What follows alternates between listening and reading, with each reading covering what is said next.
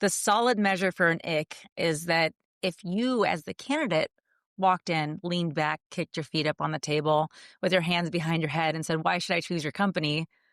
That hiring manager would look at you like you're absolutely nuts.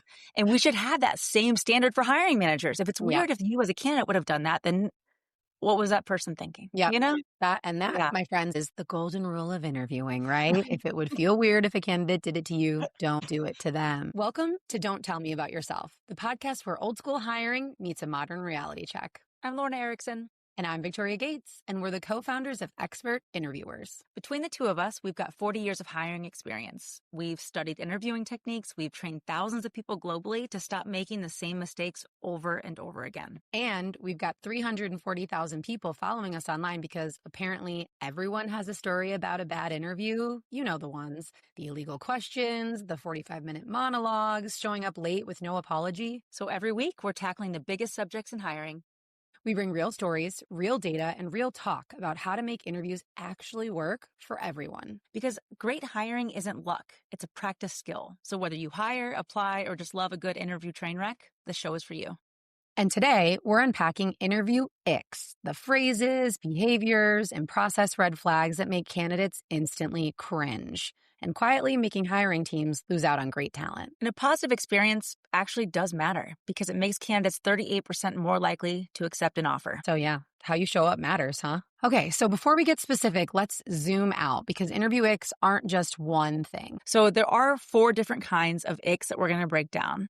There are phrase icks, like the things people say that instantly tell you their culture is questionable or weird or odd or is not going to mesh with you. There's behavior icks, how interviewers show up or don't show up, let's be honest, because that happens a lot. The third one is process icks. The structure itself is just a red flag. We'll get more into that one in a minute. And then candidate icks. Yes, we're going there. Candidates, we absolutely love you, but there are some things that you're also doing too that are going to give people the ick. And we didn't make these up. These come from, well, our combined 40 years of interviewing experience ourselves, shadowing interviews, reading your DMs, responding to comments on social. So this is a compilation, I would say, like a greatest hits album of what we've seen with our interview experience and our social media presence. So let's get into it. So let's start with phrase icks, also known as like that verbal jump scare. It's like, Yeah, for sure. Yeah.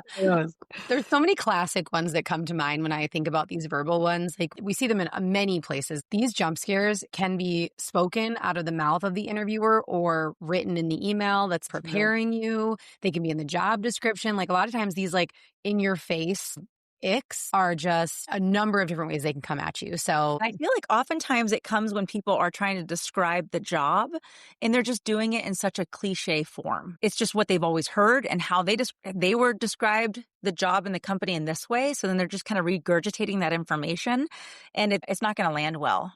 Do you want to give some of those examples of what it sounds like? Yeah, I mean, the classic one that comes in like sales roles is like, we work hard, play hard, right? Like that's very common. I feel like that was pretty much a talk track of every single interview I saw really early on in my career. So that one gives me the big, like, what does that even mean? Play hard, play a sport? Usually it meant in our careers, I think it meant drinking a lot at a bar, Right. but you know, that one's very cliche and can definitely be a little icky. Totally. That one has always given me the solid ick. What I will say is that I know that I'm guilty of saying this phrase, work hard, play hard, because in my early career, that's how the company wanted to be perceived. That's what they were selling, I guess you could say. And nowadays, I feel like people know what that play hard means. It's mandatory alcohol-infused post-work events that doesn't really vibe with the culture anymore because people truly do want balance where when they leave work, they actually leave work now. And that play hard is likely not happening from 8 to 5 on a Monday through Friday.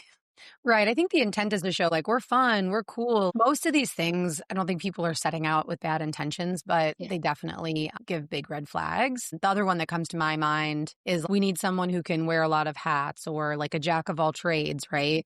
To me, that is one that is shouting like, well, are you understaffed? Like, am I doing 3 people's jobs? Like, what is happening here? So that one is also a big, it's just, I think giving context around what you mean by that, it's just a lot of these things are just very vague and they don't have clear meanings. Right. Yeah. So we need someone that can wear a lot of hats. Like I fully expect maybe a startup to say that sort of thing Sure. and then go into further explanation of, yes, there's going to be a couple roles that you're going to have to take on until we're big enough to hire more people. But when established companies are using that phrase, that is a major red flag in my book because you're like, wait a second, how unorganized are you Mhm. if you if you can't figure out the one job that I'll be doing here?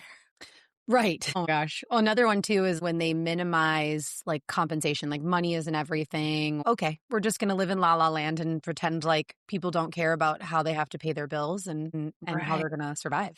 So, Exactly. that's icky. Money isn't everything. And then they're going to offer you something completely mediocre that tries Oh to yeah. make up for it. Money isn't everything. We do have a ping pong table. I You know, know. it doesn't work. Yeah. So why do you think these happen? Like why do you think like we said we don't think it's intentional, but why do we think they happen? I'm just curious your thoughts. I can't help but to always put it back to lack of preparation. I think it's the easy way of going about it. These are the things the company told me when I started, and I'm just going to regurgitate that because I took the Sure. job, you know? And instead of sitting back and thinking, okay, what does this company really offer? What are the types of things that people would really enjoy here? To me, I think it's being unprepared and also being a little lazy as well. Yeah. What I do you think you're think? spot on, like, the hand-me-down is such a reason for this, prepared. Yeah. I think too, like, sometimes it's like you just get in the mode of saying these things and you can't stop. You said you were guilty of saying work hard, play hard in your career, and I Yeah. think it's like you get your script and you just like regurgitate it. It's just like it becomes your script. It's default language, default corporate Mhm. speak to say these Yeah. things. You saw it on the Wolf of Wall Street or something, and you're like, well, this is in my brain forever. Right. So I don't and I'm not criticizing anyone for that because we all do it. We all have our acronyms, our phrases, our sayings, Yeah. right? Right. So Absolutely. Yep, yeah. I couldn't agree more. And I think when candidates hear these phrases, they're going to start to think that maybe some of these boundaries that they have for work in their life are going to disappear, or that Non-existent. Like, bye. exactly, yes, or the company doesn't value what they value, which Yeah. is time with their family and a solid paycheck and healthcare, and like all of Well, those those things. things. So, yeah, I think taking a step back and rephrasing that corporate speak to work better for the candidate. So you're saying, I see you as a candidate and I see your individual Yeah. needs, and this is how we align or don't align. And so that they can decide together if they're a mutual fit. And just get more specific. I feel like all these phrases that everything that they had in common is that they're pretty vague and Yeah. pretty much just they feel like a sort of filler sentence, filler phrase. Like they don't have a lot of substance. So if you're Mhm. going to you only have a short amount of time. We talk about this a lot. You only have a limited amount of time with candidates. Don't waste it with these icky Right. phrases just to say them, just because it's what you're used to saying. Really Right. be intentional about what you're saying, and these things will easily be off the chopping block, right? Yeah. If you think about it Yeah. that way. Absolutely. Mm. So that's what people can say. Let's talk about what people can do in terms of behavior icks. Here's a big behavior ick, and I just got to pull in a story for this one. It's like treating the interview like a therapy session. I had a hiring manager, and I think I might have mentioned this on another podcast episode that we had, but I had a hiring manager that would test candidates on whether or not they could make them cry during the interview. And I'm like, that is like the ickiest interview I could ever imagine being a part of. If somebody like Mhm. poke at you emotionally, I'm like, no, Yeah, like no, any hiring manager that should never be a goal of any hiring manager. And that is like the right. biggest behavioral ick that I've ever seen. Like, if you're not interviewing to be, like, an FBI agent or something where you need a psychological exam, I just don't think it's appropriate. Right. This Cheryl, this accountant position, I think we're good on, on the therapy. I definitely saw that a lot as well. They would ask candidates or lead candidates to give them their deepest, darkest secret. I had someone Mhm. say that once, and then they would judge them on how they've handled that deep, dark secret. And it's like, who are you? Who are Ooh. you to judge?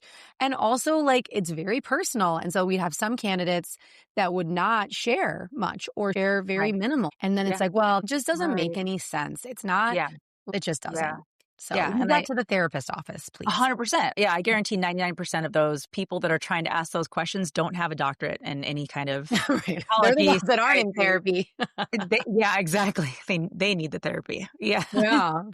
I will Right. say another behavior ick, and this one is pretty common, but I think like in this age of more technology on our bodies, people have Aura rings, people have watches, people have iPhones, iPads, multiple screens. Like if you're on an interview with someone, you really need to be locked in. You shouldn't be checking your messages. But if you are, it's a big ick for me. Like it's clear you're Right. distracted, you're not listening. It's It is a big ick. And, what that shows the candidate is that, oh my God, it is so busy and unorganized here that this person can't give me 50 minutes of their time, like right. undivided attention.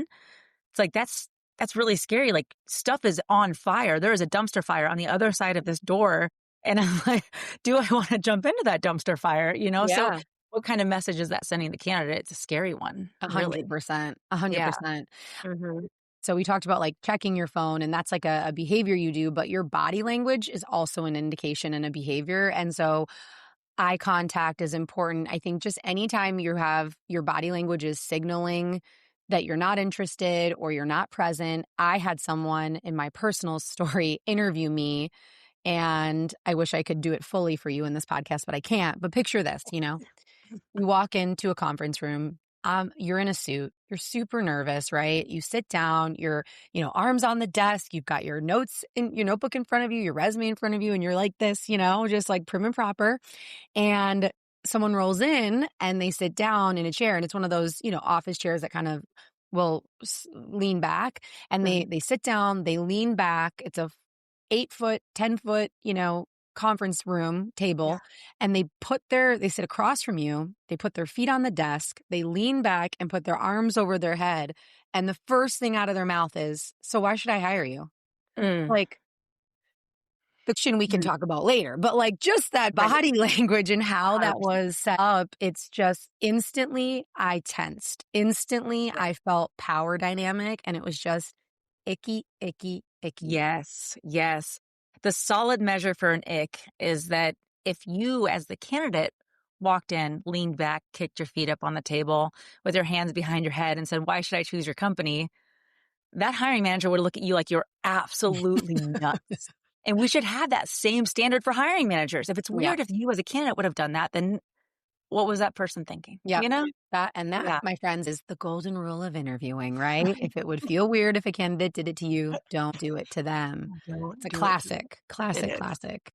There's one I last behavioral ick, Okay. and I do have something I wanna say on it, so Yeah, I'll just go jump ahead. into it real quick. But there's one last behavioral ick. It's like speed running questions with no follow-up questions. So an interviewer sitting there with a notebook in front of them, just knocking off questions like one after another, after another, after another. And this one has to be a little bit of a balance. One, the candidate's gonna be like, "This is weird. It does feel like I'm being interrogated." It's like there's no flow to the interview. But on the flip side, we always talk about how conversational interviews can be extremely biased as well. So I think the ick here is not allowing a little bit of space and time for like a human element in the interview, having an opportunity to bounce ideas, thoughts, work together to disclose full answers. So that's another ick for me. It's Yeah. slightly different, but a distant cousin to Yeah. that one for me. Yep. Yep. Absolutely. Yeah. Okay. So we've covered phrases, we've covered some behavioral ones. There's also like Oof. process icks, right? So Yes. like let's talk, that's kind of I would say maybe more of the sneakiest category of the icks because it's Yeah. not as blatant or out front, right? It can be a little bit undercover. Totally. And this is where the system is the problem, right? And so one of the first ones that comes to mind for me is the surprise panel interview. Mm, And I've seen this happen in person where they're like, "All right, we're going to take you to conference room number 1." And you walk in and there's a surprise, like 4 or 5 people yeah. staring at you with 8 to 10 eyeballs, just looking at you. And you're like, I did not prepare for a panel. Or I've seen hiring managers that will just invite other people on to virtual interviews. And sometimes those people don't even have their cameras on. So there's just like little Yep. black squares of death just staring back at you, and you're expected to perform. And I think Yeah. that that's a huge ick, and the and it just sets the candidate up to just be nervous and off their game right off the bat. Right. So this one we've heard a lot, and this one gained a lot of traction. So if you're doing this one or if you've experienced this one, just know you're not alone, A. And B, like there's just a way to still have panel interviews and just maybe just eliminate the shock factor. I'd like to take this ick one step further to the ickiest of ick. It's Scared. when it's a surprise when candidates are interviewing together. It's almost like you're like in a room and it's like Hunger Games for interviewing and it's like only one of us survives. Who would get a good experience from that? And how do you get enough information and the right information from that? It just doesn't make any sense for anyone. Yeah. Earlier in my career, I had one of those. I had an interview time. I walked into this building and into the room that they sent me to, and there was a whole bunch of people there. I think there was like 12 to 15 people in there. And they said, "Welcome to your interview. All of you are candidates that are trying to get this role. We're going to do a couple different exercises to see, like, essentially they gave us a task and wanted to see how we interacted with each other and who could lead the team." Oh gosh. And then there was a surprise 5-minute presentation, and candidates would go around the room and have to give feedback on those presentations. It was, Yeah. I mean, Yeah. I couldn't have run faster away from that company. Well, that one's Yes. easy. I mean, that is a Okay. great one, but I have one to throw in the ring for a contender. Um, how about homework assignments and projects? Because Mm, that one is a big, big ick. Like, I'm sorry, you want the candidates to do free labor, solve one of your business problems for what? For nothing? I mean, we've heard from people that follow us, we've seen ourselves so much of this, and sometimes these projects are like 8 hours worth of work. Like, it is a right. full project or assignment, and that to me is just, like, unacceptable. It is. It is unacceptable. And the system for this is absolutely broken because hiring managers don't know of other ways to evaluate candidates in an interview. So they're just like, let's just see how they work on one of our projects. Yeah. And these poor candidates. I mean, I've seen some companies try to be kinder about this. They'll say, "We'll pay you for it." And that's better. I mean, that's better to pay someone, but then still if it's still company related and job related, you're essentially getting this person for an 8-hour contract and potentially getting some great solutions for your company, and most candidates aren't going to say nice things about that. Yeah, and at the end of the day, like, I try to put myself in the shoes of the people that do want this as a part of their process. Like, they're trying to see the quality of the person's work, and they're trying to see what they can produce. And so I just wonder if there's other ways to get there without making the candidate do free labor, right? Right. And giving this experience. And I don't know, what are your thoughts on that? Well, I was just about to ask you, if they pay them, does it make it better? I think it does make it better, but I still think, I mean, does anyone like doing homework? Do you know what I mean? Right. Like, Right. I still think that I still don't know that people are loving doing homework assignments. Although we Right. did have that one feet on the street interview, if you remember, we were at HR Tech, Yeah. and I think he was from Phenom. You high fived him. He was just a really smiley guy. He was telling us about how he interviewed over Christmas. Do you remember this guy or no? Yeah. I He yeah. interviewed over the holidays, and they gave him an assignment, and he was like, "I loved it. I Yeah. love being able to show what I can do." So I do think once in a blue moon, you're going to find someone that's like that. I Right. just from our experience, I would say most people do not want to do the homework assignment. Yeah. So if you could have a different way to extract the information that you're trying to extract from the homework assignment, I think it's worth exploring. Yeah, yeah. And I do think that some industries are set up that way with like portfolios. Right. So having a person not have to do a brand new assignment, but instead show their previous work, like that I can understand, especially for creative jobs, marketing positions, whatever it might be. Show us your previous work, your portfolio of Yeah. what you already have. Cool. Yeah. I think people are excited to show off their work, but having to start something from scratch feels a little ick to me. I agree. Totally agree. Yeah. Totally agree. So another interviewing ick for me from the process standpoint is hiding and hoarding salary information until they get an offer after 5 interviews. Oh, my goodness. Like, and I know a lot of states and a lot of, there's been some legal legislation that's gone into play to help with this, but Mhm. like, it shouldn't take a new law for you to be transparent about things in your process. So now that there's these in certain states in the US and in certain countries, there are salary transparency laws. And with that comes that they have to disclose, but they're skating around it because they're giving these big ranges. It's 50 to 150, or they're still avoiding the detailed conversation. If you are Right. nervous to share, it's like, well, why are you so nervous? Why don't you want to be transparent? Is it because you want to underpay people? Is it because Mhm. you're not confident in the salary that you're offering? Like it just feels icky. If you have someone that says, hey, here is the range.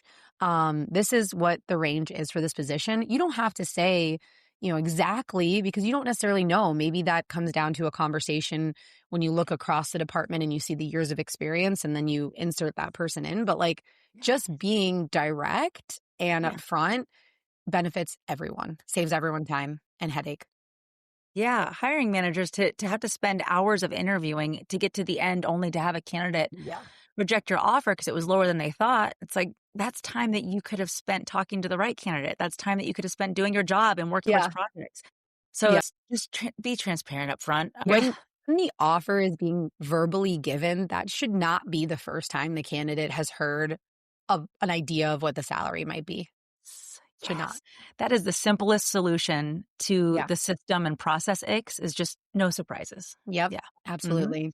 The last thing that comes to mind for me around process is like just the feedback loop and the like, or lack of, right? Like there is no closing out. The amount one of the top things we hear about is the ghosting, never Mhm. hearing back. What's Right. your plan? Because if you're telling me what your plan is, at least I know you've thought of a plan. When you just use those general terms, it just says to me that it's not a priority for you and Yeah. you really don't know. Yes. And that gives me the ick. Exactly. Yep. And that makes Yeah. perfect sense. Back to the system being the problem. Fix Yeah. your systems. Yep. And that's why we exist. The last one that we haven't gotten to, and we do love our candidates so much, Mhm. but they also do icky things. So we would be remiss if we weren't also pointing out to call on our candidates and call them out a little bit. Well, we do this very delicately and very carefully because we are a fierce defender of candidates and we always punch up to the hiring managers that are doing the wrong things. Mhm. And in this case, we do listen to recruiters and hiring managers and TA teams about like what doesn't work for them and like what is an ick for them. So I feel like we're doing a service for candidates by telling them to avoid some of these things.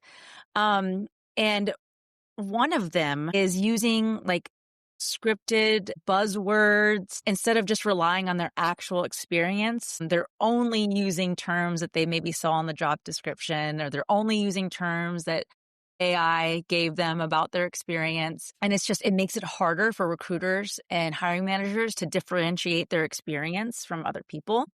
But I think having a solid understanding of challenges that you've had in the past, what you did about those challenges, and then in addition to knowing what you liked and didn't like about your last roles, coming in prepared with those is going to make that very human and a very personal experience so that they can help differentiate. And I think the easiest advice is to be yourself and come prepared with examples that you're proud of and know that if and when you get that job, you get to show up being yourself because that's who you were in the interview. Right.